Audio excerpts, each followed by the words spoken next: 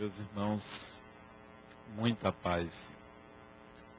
O processo de desenvolvimento da personalidade requer uma série de experiências no tempo, em várias dimensões, para que você um dia, eu, qualquer um de nós, possa saber quem é.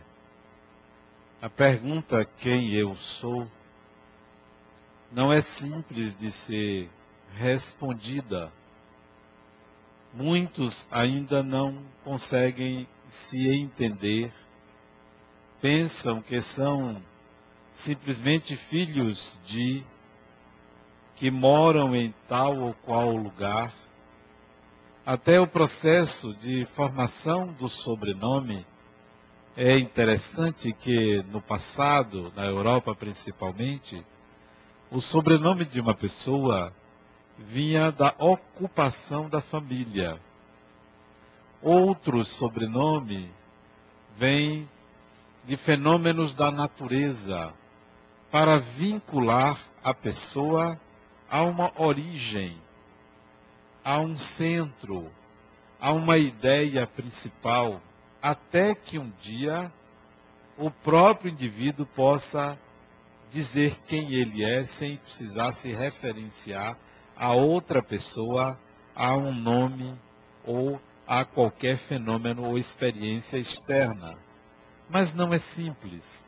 O eu, o ego, tem pouco mais de 1 milhão de anos. É um jovem ser na evolução do espírito, considerando que a evolução do espírito, enquanto princípio espiritual, data de alguns bilhões de anos. O eu, o nascimento do eu, se deu há pouco mais de 1 milhão de anos atrás.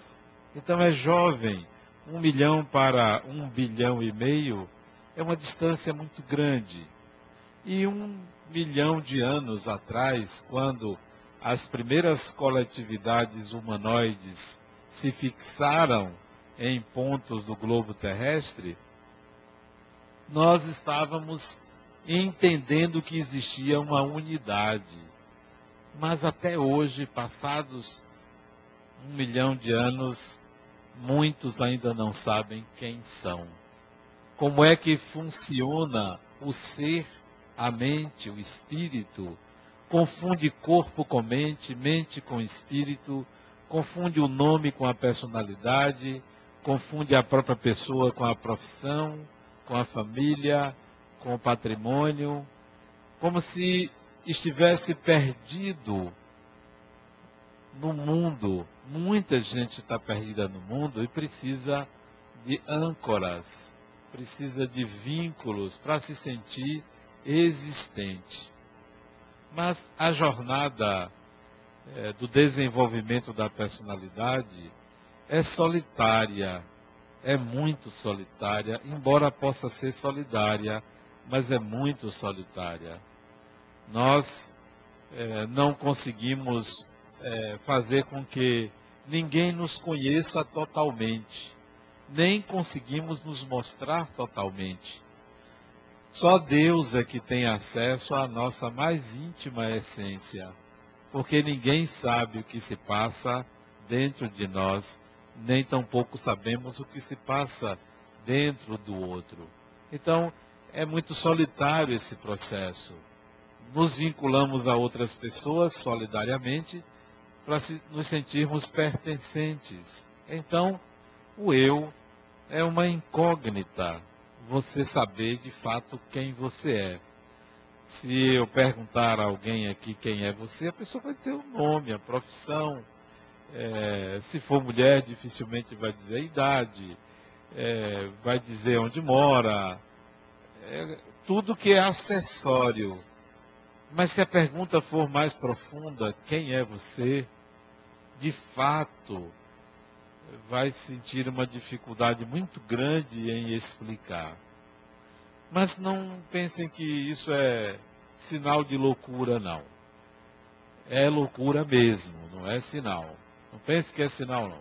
Todos nós temos essa dificuldade de nos entendermos. Alguns já avançaram um pouco e conseguem dizer quem é. Pouquíssimos. Ó, eu sei o que eu sou. Nem tanto quem eu sou, mas o que eu sou. E aí vem a psicologia, que é uma ciência nova, relativamente nova. A psicologia tem o que? Talvez 130, 140 anos de idade, desde o primeiro laboratório de psicologia na Alemanha. É uma ciência nova e que se dedicou ao estudo do comportamento humano. Psicologia é a ciência que estuda o comportamento humano, não é a ciência da alma, como o nome sugere, é a ciência do comportamento humano e das implicações e consequências desse mesmo comportamento. Isso é psicologia. Ela estuda a mente humana, ou o que se supõe ser a mente humana. Ela estuda o eu, e aí postula que esse eu é uma representação de uma unidade chamada pessoa. Então nós somos uma unidade comportamental. E essa unidade comportamental, ela nunca é igual a outra pessoa. Nunca. Não existe clone na natureza, não existe ninguém igual a ninguém. Nós somos seres diferentes, mas a unidade de ser pessoa é o que nos iguala. Todos somos pessoas, indivíduos. Todos estamos num propósito de autotransformação, de acompanhar a dinâmica da vida, o progresso da vida, de viver experiências significativas, de aprender por imitação, de aprender por integração, de conquistar espaço, de ter seu nome, de ter sua palavra e de ser livre. Então, todos estamos nesse processo. Mas erramos, nos equivocamos, mas isso é parte integrante do processo de desenvolvimento da personalidade. Erro e acerto são circunstâncias, são julgamentos de acordo com um referencial modelar. Então, o mais importante é que nós estamos sempre seguindo o fluxo da vida. Não há preocupação tanto com a loucura, há preocupação em não seguir, em permanecer numa inércia, em ficar parado. Então, a psicologia tenta explicar o comportamento humano. Ela começou lá no final do século XIX, estudando os reflexos condicionados, estudando o comportamento coletivo, estudando o ser humano na natureza, mas não preocupada com a mente, com um órgão chamado mente ou psiquismo. Isso veio a acontecer no início do século XX, graças ao genial Sigmund Freud, que ele postulou uma dinâmica psíquica, um funcionamento da mente. E com muita propriedade ele colocava que todos nós temos uma pulsão, todos nós temos um instinto, todos nós temos uma força instintiva que nos move. E essa força instintiva conta com um regulador chamado de superego, um regulador dessa força. E no meio desses dois está o eu, está o ego. Então nós temos a pulsão, que ele chamou de id, e temos um regulador, que é o superego, que normatiza, tenta condicionar, e tem o eu aí, o ego, no meio dessas duas forças, instinto e o superego. Isso é uma ideia, isso é um modelo básico, já hoje ultrapassado pelo próprio Freud, que mais adiante veio rever essa dinâmica psíquica e os seus discípulos também, os seus continuadores, modificarem muito essa dinâmica. Mas ela é a base. A psicologia avançou, psicologia do comportamento, psicologia do eu, psicanálise, psicologia do inconsciente, de Jung, psicologia simbólica, psicologia arquetípica, psicologia da Gestalt, ou das configurações, das formas, psicologia comportamental, psicologia behaviorista, psicologia social, várias psicologias, portanto, vários estudos do comportamento humano foram surgindo. Mas nós paramos, a psicologia parou no tempo, no final do século XX. Parou. Não teve mais para onde ir. Para justificar o comportamento humano. Justificar, por exemplo, a psicopatologia ou as patologias do eu. Parou. A psicologia não consegue explicar. Mal diagnostica. E deu lugar à psiquiatria que diagnostica, não resolve, identifica, mas não diz as causas e propõe que o problema é cerebral, introduzindo medicação. Mas o eu continua perdido, sem saber por que adoece, por que tem transtornos psíquicos, por que esquizofreniza, por que psicotiza, por que tem bipolaridade, por que tem transtornos de personalidade e por aí vai. Ninguém explica, não tem explicação. Vem-se para protocolos de tratamento, mas não explicações. Mas o Espiritismo se propôs a explicar. Mas a explicação do Espiritismo é simplória, muito simplória. O problema é espiritual. Ou você está obsidiado, o que é fato, a grande maioria é obsidiada. A grande maioria de 100 pessoas que têm problemas psicológicos, mentais, 120 está obsidiada. Mais ou menos, a proporção é mais ou menos essa. Né? De 100, 120. Aí o Espiritismo também diz, olha, se o problema que você está passando, o seu eu, esse desnorteamento, a causa não está nesta vida, está em outra vida. Então, nós ficamos com isso.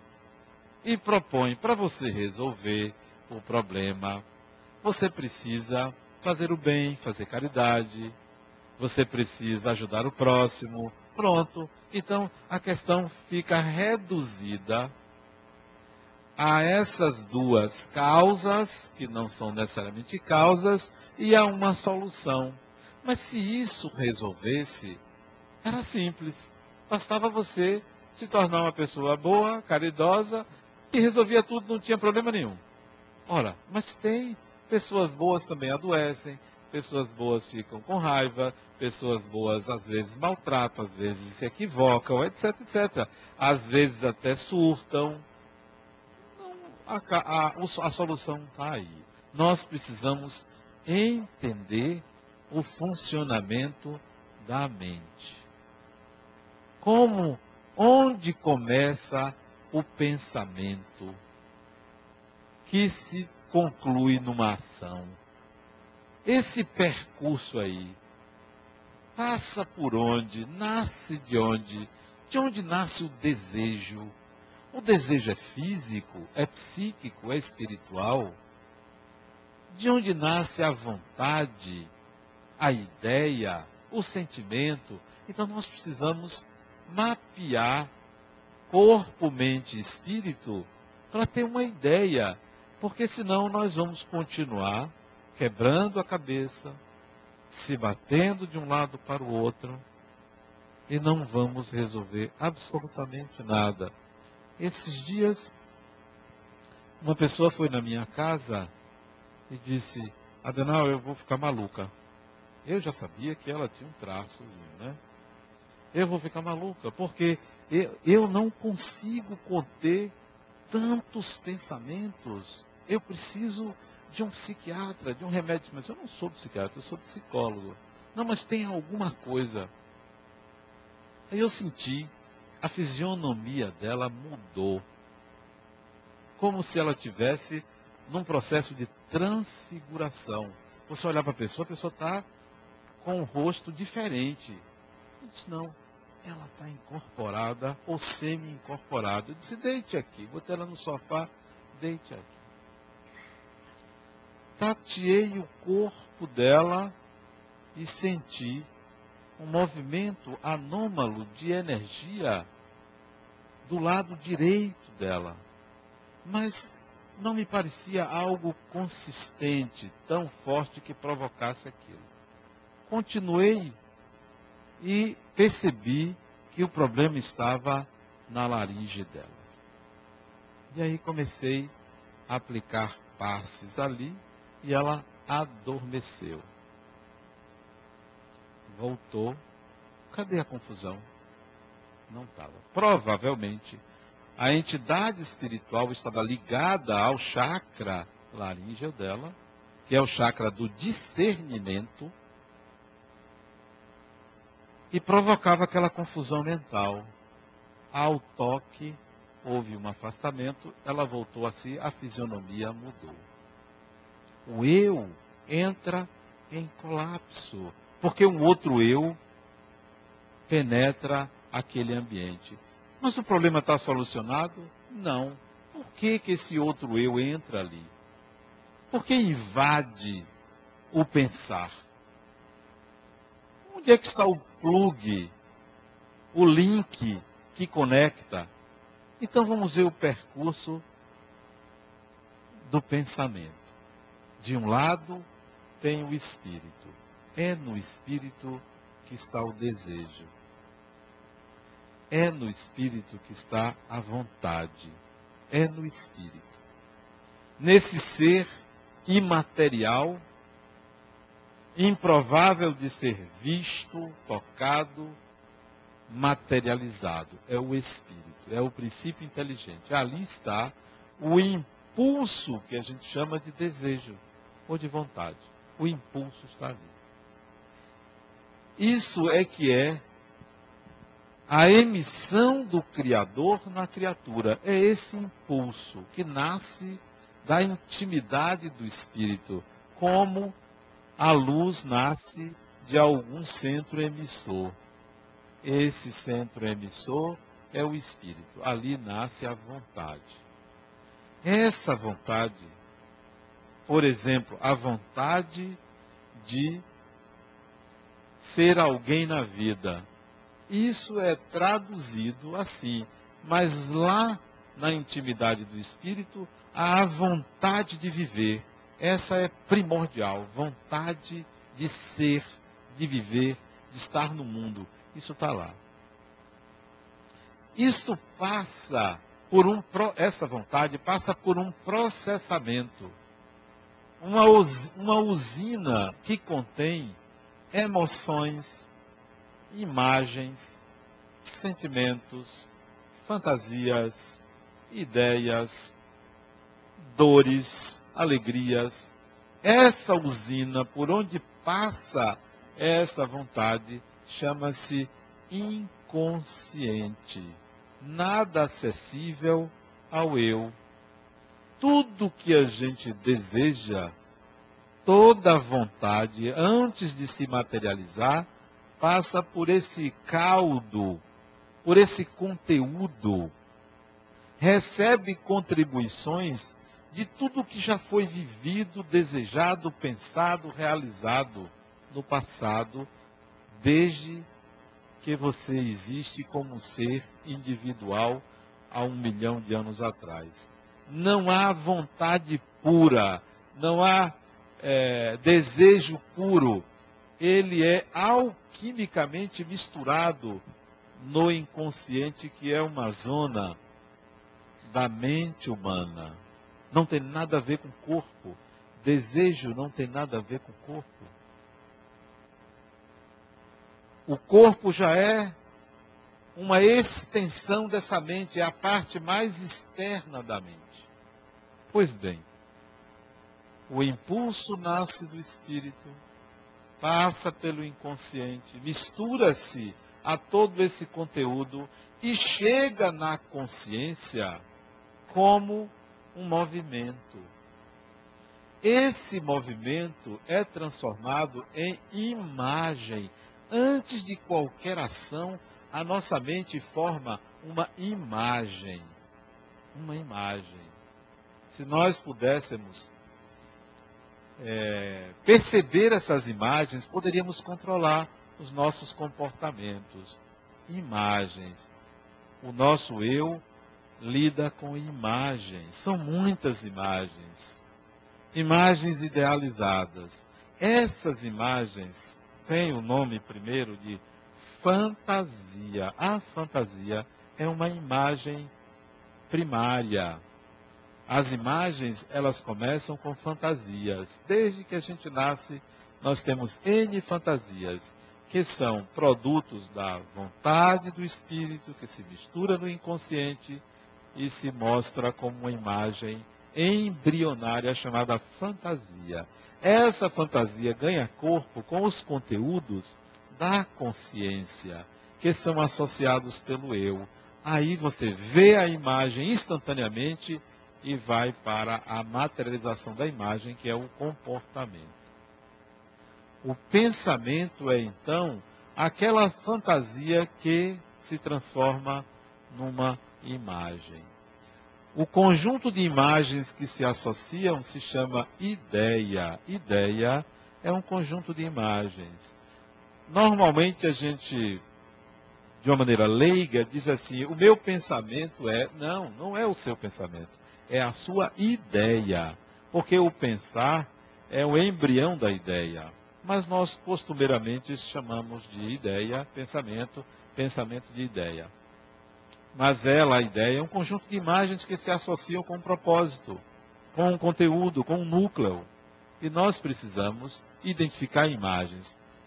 Você quer mudar uma coisa? Você quer mudar algo em você? Forme imagens, idealize. Quer ficar magro? Forme imagens. Imagens de comportamentos. Não é imagem da magreza, não.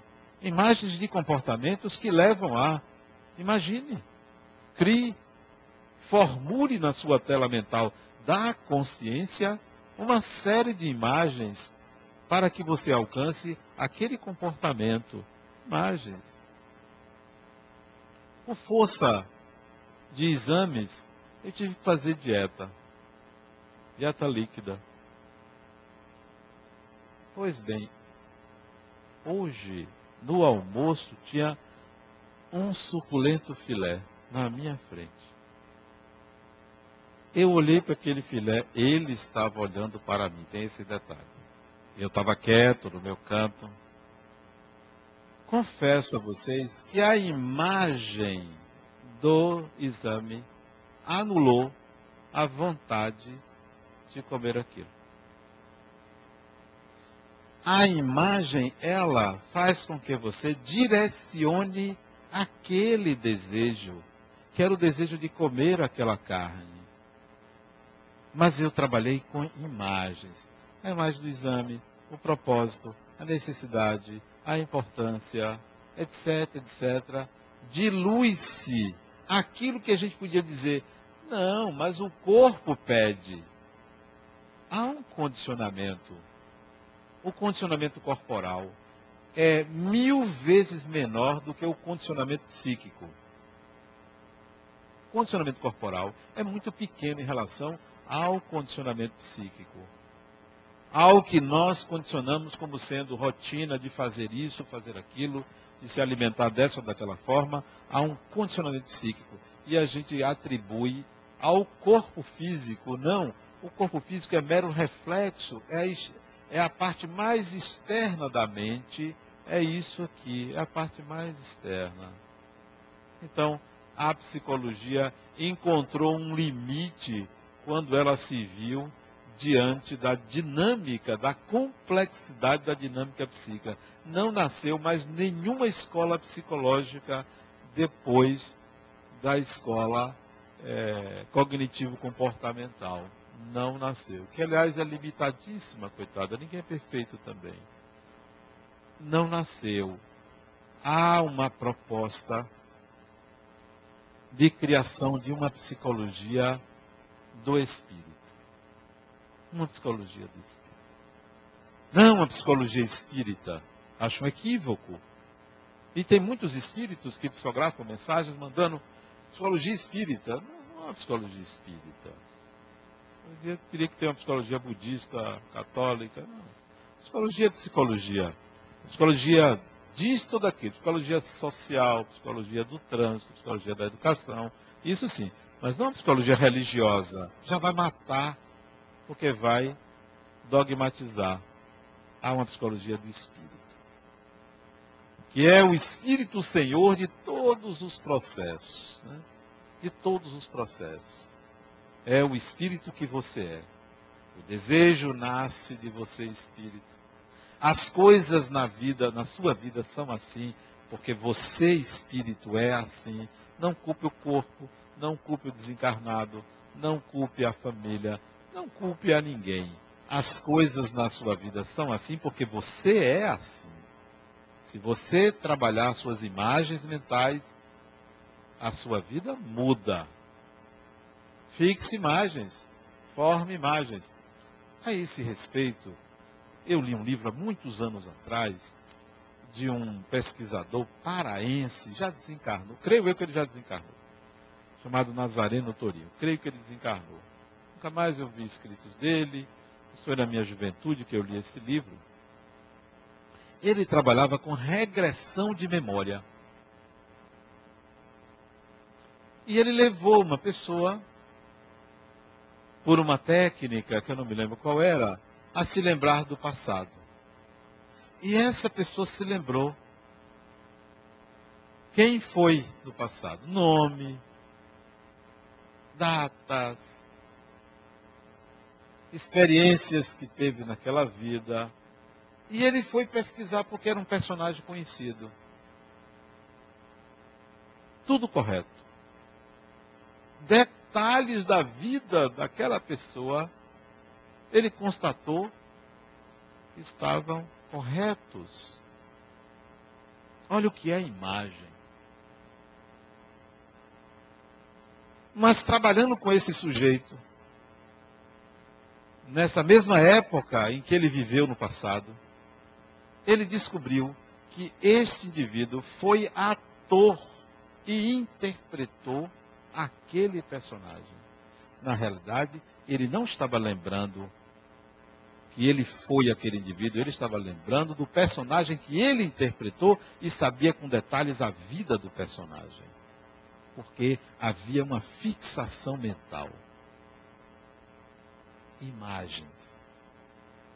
Outro caso interessante foi de um espírito que ele reencarnou. Ele era homem, reencarnou como mulher, tem essa necessidade, todos nós, reencarnamos homens, reencarnamos mulheres. O espírito precisa viver a experiência de ambos os sexos, porque são diferentes, são modos diferentes de viver as experiências do mundo. Então ele foi homem, reencarnou como mulher. Mas ele desencarnou na vida passada, esquartejado. Ele foi assaltado e foi esquartejado. Foram 3 assaltantes que cortaram os membros dele, botaram numa mala e jogaram num rio. Pois bem, ele reencarnou, menina. A imagem da desencarnação foi tão forte que o corpo em formação apresentou as cicatrizes do esquartejamento da vida anterior. As imagens. Aí eu entendi por que minha sogra disse: minha filha, quando eu estiver no caixão, bote um batom. Pinte meu cabelo, bote um batom. A imagem pode gravar na sua mente e você não saber como criar outras imagens, associar, substituir. Que imagens circulam na sua mente no dia a dia? Elas definem a sua vida, seus sentimentos, os acontecimentos da vida. Isto é psicologia do espírito. É entender que nós, o espírito que nós somos, manipula um aparelho que tem regras, que funciona de determinada forma. É como você pegar uma chave de fenda e querer fazer as unhas com a chave de fenda. Não dá. Você vai fazer as unhas com um alicate, com uma tesoura, mas não com a chave de fenda ou com um martelo. Então, a mente tem seus processos, tem sua dinâmica, e nós precisamos entender isso. Não precisamos passar pela psicologia, não é para todo mundo, claro. Não precisamos passar pela psicologia para entender a mente humana, mas você precisa entender sua mente. Trabalhe com imagens. Forme imagens. Que imagens circulam na sua mente? Se você quer mudar uma coisa, imagine. A questão é você não se deixar conduzir pelas imagens que você criou para não viver uma fantasia. São imagens que você está criando para obter determinado fim. Mas essas imagens não são a sua realidade. Elas fazem parte do seu repertório da consciência. Imagens. Quantas pessoas têm medo do que desconhecem? Porque criam imagens fantasmagóricas, imagens absurdas, pressupostos de comportamento alheio, tudo imaginação. Tudo imaginação, isto é, cria imagens e lida com essas imagens como se fosse dado de realidade. São imagens. As imagens estão na mente. A realidade é como a mente enxerga outras imagens. Quer mudar? Fixe imagens. Isso vem da psicologia do espírito. Isso eu faço muito com pacientes meus. Cara, pense nisso, pense naquilo. Eu forneço elementos para que aquela mente crie imagens. Imagens que serão úteis. Outro dia, uma paciente minha, que hoje é minha amiga, só tem um defeito, ela é médica, mas é gente boa. Minha amiga, ela disse: Adriana, você me disse uma coisa. Há 18 anos atrás eu não esqueço. A imagem ficou. Não foi a palavra, foi a imagem. Que imagens você plasma na sua mente, que imagens você plasma na mente do outro. A nossa mente, a linguagem mental é uma linguagem de imagens. Não são palavras, não são números, são imagens. A gente pensa que são palavras. Não, você não grava. Quer memorizar? Grave imagens. Associe imagens. Então, você quer gravar um itinerário, pense em imagens de pontos que você viu, e não de datas ou nomes. Eu já estive num lugar que foi a imagem daquele lugar que veio à minha mente. Eu já estive aqui, pela imagem, seguida de uma sensação física. Bom, de fato, essa imagem reverbera dentro de mim. Então, o seu eu é mediador dessas imagens. Quem você é, são essas imagens que é você. As imagens que circulam em sua mente. Daí a psicologia ser uma psicologia do espírito, de onde nasce o desejo, a vontade, o querer. Se nós ficarmos preocupados com a vida, simplesmente com o que comer, com o que fazer, nós vamos dar lugar a um mundo que é o mundo do fazer ou o mundo material. Mas nós não podemos deixar de dar lugar a um mundo das imagens, um mundo subjetivo, que vai responder àquela pergunta: quem eu sou? Não é o que nós somos ou fazemos aqui na vida, né? Isso são diferentes olhares. Você pode ser visto de um ângulo que você nunca imaginou. Uma vez meu irmão perguntou a meu filho mais novo, ele tinha 12 anos, meu irmão se hospedou na minha casa e perguntou a ele: Diego, o que você mais admira no seu pai? E antes de meu irmão me dizer a resposta, eu fiquei pensando: o que meu filho mais admira em mim? E eu imaginei que seria a inteligência, né? Inteligência, né? Sério, eu imaginei que fosse minha inteligência, né? Que mais admirava. Meus conselhos. Nada disso. Era um olhar que eu não tinha. Próprio, pessoal, que vinha do mundo dele. E que é dessa forma que ele me via. Não, o mundo externo nos vê de diferentes ângulos. Importante é você ver quais são as suas imagens. Elas é que fazem parte, elas é que lhe levam ao autoconhecimento, elas que lhe levam à autotransformação. Imagine. A psicologia do espírito, ela também tem um princípio. Quando eu me dediquei ao estudo da reencarnação, isso foi na década de 80 que eu comecei a estudar a fundo reencarnação. Comprei livros de várias partes do mundo sobre reencarnação, para estudar reencarnação.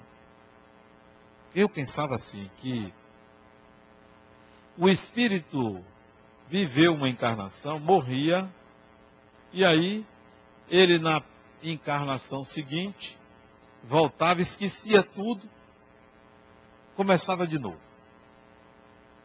Algumas coisas ele lembrava, tinha simpatias, antipatias.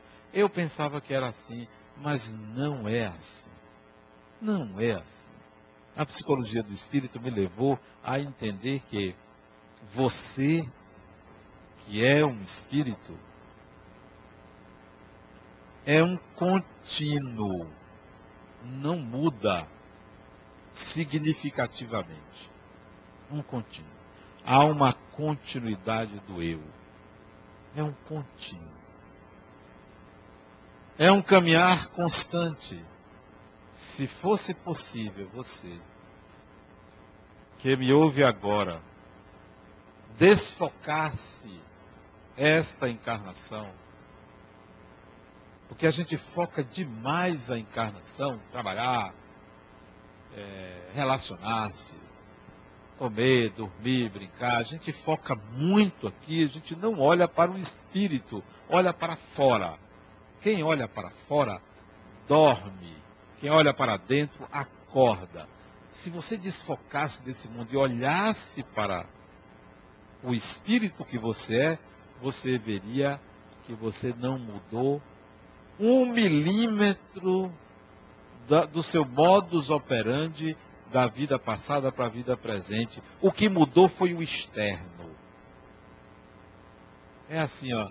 No passado você sentava em cadeira de madeira. Hoje você pode sentar em cadeira acolchoada de plástico.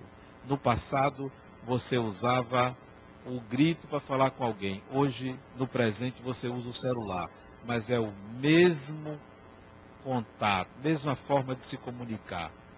Muda o meio. Não há uma descontinuidade do eu. Essa é uma visão que deve levar você a, quando pensar em mudar, quando pensar em se transformar, eu preciso mudar por mim mesmo. Não porque tem uma norma, um livro, uma religião que diz que eu tenho que mudar. Eu tenho que mudar porque isso é um contínuo. E a vida que está mudando, a vida que está trazendo elementos novos. Novos formatos. Antes era a cavalo, hoje é a carro.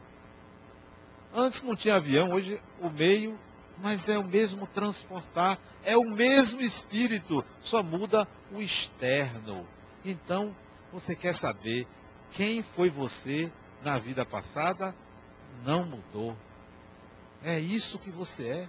É isso aí. Bom ou ruim, é isso aí. É milimétrica a mudança. É quase imperceptível. Porque diante das mesmas experiências, você tende a agir da mesma forma. Da mesma maneira. As imagens são construídas da mesma forma. Quer mudar? Mude as imagens. Aí você vai mudar seus horizontes. Os comportamentos vão mudar. Porque tem gente que quer mudar de atitude sem mudar as imagens. Quer mudar externamente sem mudar internamente. A psicologia do espírito também me leva a um aforisma. Todo mundo sabe o que é aforismo. Eu tenho um paciente que ele tem 16 anos, ele chegou para mim e disse: Adenal, hoje eu estou com assídia. Eu lá sabia o que era assídia. Então, é a mesma coisa dizer que tem um aforisma, né? Assídia quer dizer depressão. Então, eu gosto de um aforisma, de um princípio para nortear a vida. Um princípio. Não tem aquele princípio que diz assim: não faça aos outros o que você não gostaria que fizesse a você. Não tem isso. Tem gente que diz: não, não é não. Faça aos outros o que você gostaria que fizesse a você. Nenhum dos dois é completo. Por quê? Se eu quiser me matar, então eu devo fazer aos outros. Não é? Então tem alguma coisa errada. Não faça aos outros o que você não gostaria que fizesse. Sim, mas tem coisas que eu não gostaria que fizesse comigo que é bom para o outro. Então, esses dois aforismos são incompletos. Eu gosto de um outro, que diz assim: nada queira do outro que ele não possa ou não queira lhe dar. Nada queira do outro que ele não possa ou não queira lhe dar. Nada exija do outro que ele não queira ou não possa lhe dar. Por aí você tira a questão da ingratidão. Ingratidão é exigência de quem doou. Não queira a gratidão do outro se o outro não é capaz de lhe dar ou não quer lhe dar, mas você exige. Outra coisa que você exige do outro é educação. Fulano tem que ser educado comigo. Mas se o outro não tem, e aí você mostra que você também não tem. Não queira do outro o que o outro não possa lhe dar ou não queira lhe dar. Mas nós exigimos do outro. Por que exigimos? Porque não levamos a sério essa ideia, esse princípio. A gente quer do outro, mas o outro não pode dar. Eu já perdi. Tem pessoas na minha vida que eu disse: não, fulano não tem condições. Eu bati muito tempo na tecla assim, de querer que aquela pessoa mude, mas ela não é capaz. A exigência era minha. Que é isso, meu Deus? Parece uma galinha. Isso é um galinheiro. Tem cada celular, né? E ela não consegue desligar, não.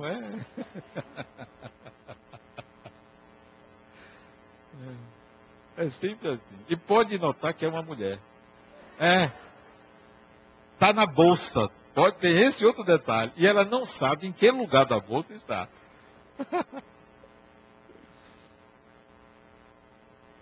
Então, você exigir dela que ela saiba desligar o celular, não pode.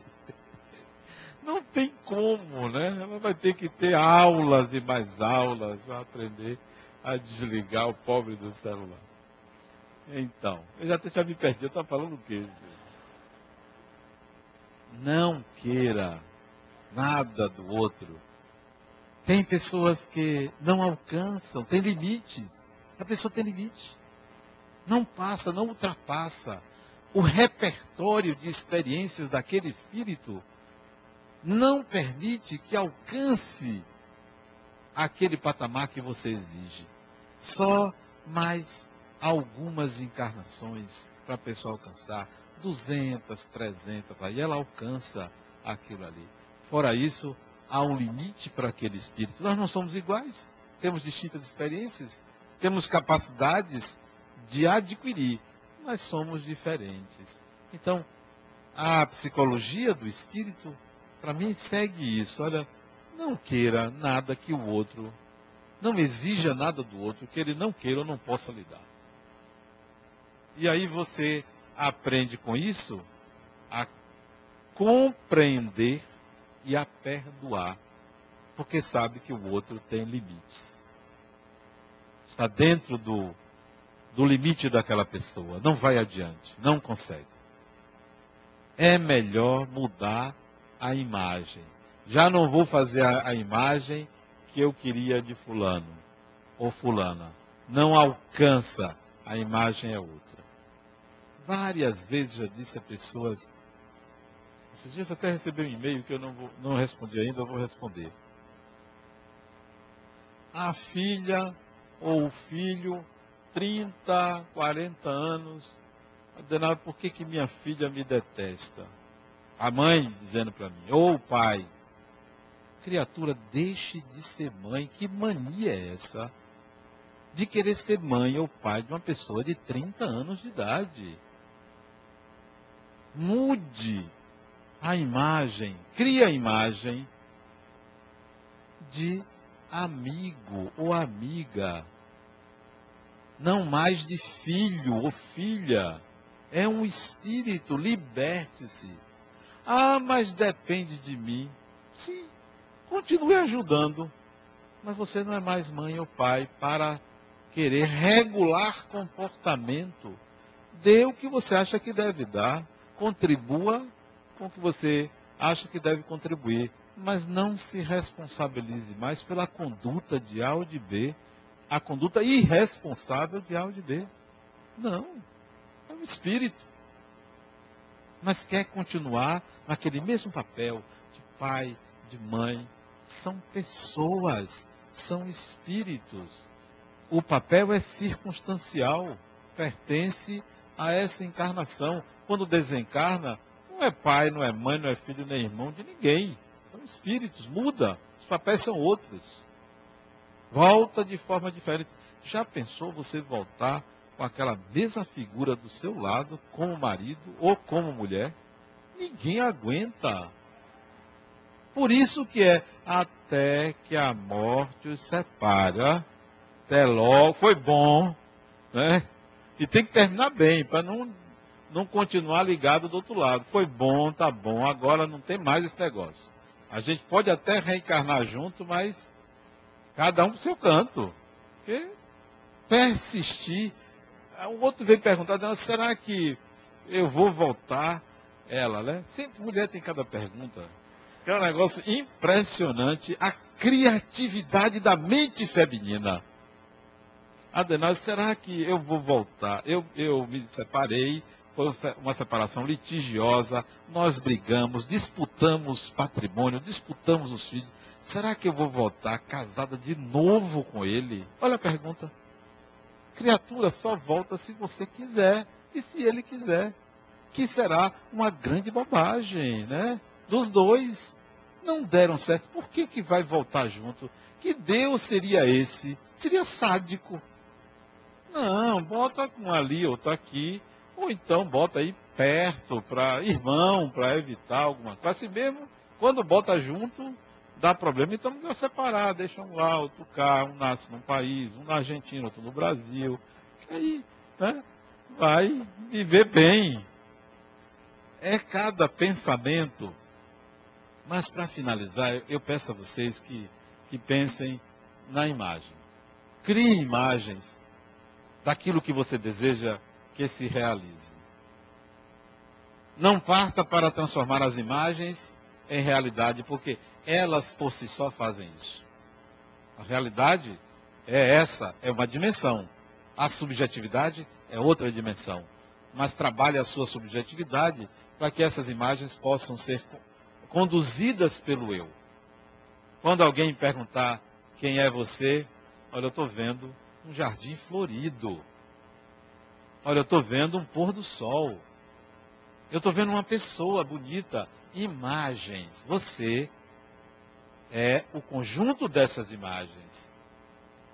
Isso, se transformado em telas, seria dignas de um Renoir, dignas de um Matisse e outros grandes impressionistas franceses que retratavam o seu mundo interior do lado de fora. Então, trabalhemos as nossas imagens. Muita paz.